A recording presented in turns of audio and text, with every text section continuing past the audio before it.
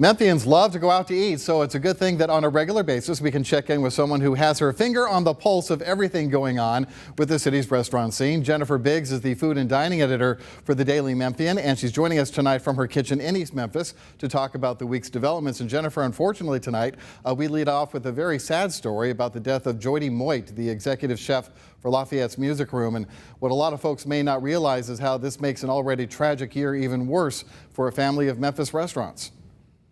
It's true. The family of restaurants, of course, is Tommy Peters Restaurants that includes Lafayette's, BB King's, Itabena, and Moondance in this area and some other places around the country. And, Tommy died at the end of 2021, back around in the fall.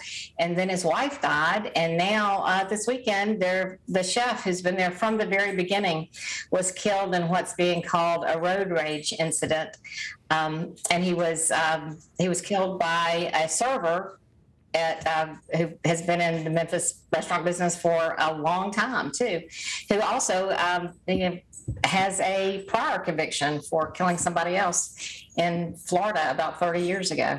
So really sad story for folks at Lafayette's and all around town. Yeah, because it seemed like everybody loved Mr. Moit for sure. Absolutely. On a more positive note, Cooper Young is an area which continues to be an increasingly popular place for dining out at night, and I guess maybe mornings too as well eventually? Yes, I think eventually it will be so. John Currents is a group that he's a part of. It's a complicated group, but they have purchased the corners of Margaritas and Mulan, plus some parking lots. And he says that he will be putting a big bad breakfast in where Mulan is now. Now, we don't know exactly when this is going to happen. He didn't say exactly when it's going to happen.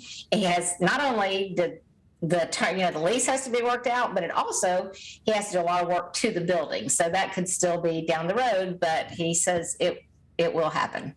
Well, I haven't been to Big Bad Breakfast yet, the location over there by International Paper on Poplar, but every time I drive by, it's the parking lot is full, so they must be doing okay.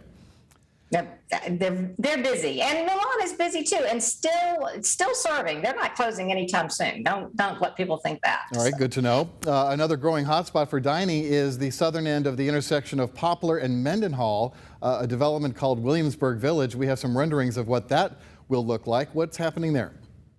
Well, that is just crazy. That area has just exploded. Of course, you have the 5 restaurants over on the west end of it, right on the south side of the tracks at Poplar and Mendenhall, that include, Torchy's on one end and had South Hall on the other end, on the north end. But now that has become Tenero Cafe and Butcher. And within the next couple of days, perhaps as soon as tomorrow, Saturday, Monday, they will have a Midwestern butcher shop operating inside the restaurant. Across the street, they're tearing down the middle of the development. The Half Shell will stay, Epic Salon will stay, and of course Gus's is not affected at all. But in between, where the small shops are, it's going to be torn down, and there will be new things built there. We're not sure what and whether there will be parking, but a lot going on. Parking is always an issue over there for sure. Well, if you would like to learn more about any of what we talked about tonight, all you have to do is head over to thedailymemphian.com and look for the stories with Jennifer Biggs' byline. Our thanks to Jennifer Biggs, the food and dining editor for the Daily Memphian, and we'll see you again next time. Thank you, Richard.